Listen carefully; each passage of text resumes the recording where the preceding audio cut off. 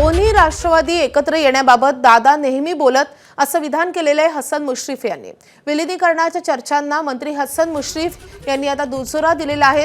जयंत पाटील विलीनीकरणाबाबत मला 2-3 वेळा बोलल्याचंही हसन मुश्रीफ यांनी सांगितलंय।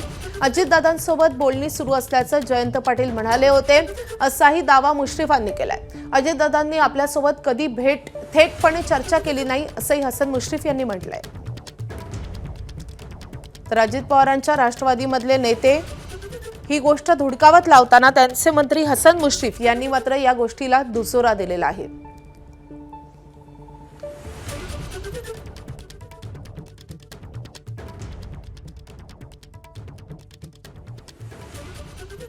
अजितदादा यांचे सगळ्यात विश्वासू जवळचे सहकारी म्हणून पहिलं नाव आपलं येतं।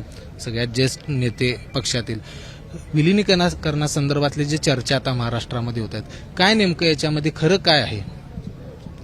आता आपल्याला माहिती आहे की एकूण 30-35 वर्ष माझा त्यांचा सहवास होता आणि 22 वर्ष ज्या वेळेला दादा मंत्रिमंडळात होते त्यावेळेला त्यांच्याबरोबर राष्ट्रवादी पक्ष विलीन झाल्यानंतर नवीन निघाल्यानंतर तेवढी वर्ष काम करण्याची संधी मला मिळाली। दादा तर आम्हाला सोडून गेलेले आहेत। आता विलीनीकरणाबद्दलची जी चर्चा आहे आणि मुख्यमंत्र्यांनी सुद्धा त्याचं खंडन केलेलं आहे।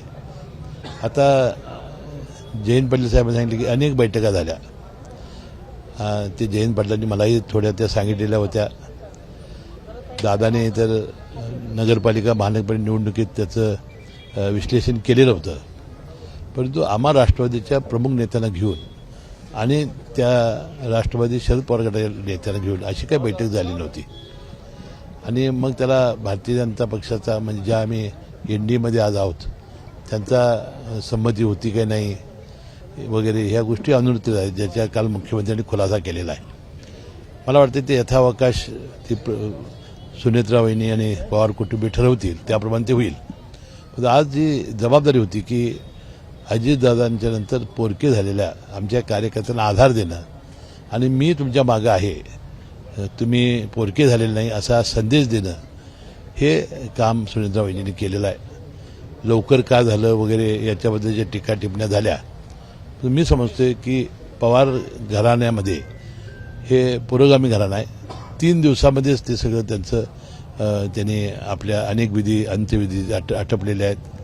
त्यामुळे 3ऱ्या दिवसानंतर त्यांनी शपथ घेतली आणि वास्तविक त्याचा संदेश द्यायचा होता की बाबा राष्ट्रवादी काँग्रेस पक्ष एकसंघ ठेवणं, राष्ट्रवादी पक्ष वाढवणं आणि आता जे दादांच्यामुळे जे अनाथ झालेले कार्यकर्ते आहेत त्यांना आधार देणं, हा त्याचा मागचा हेतू आहे।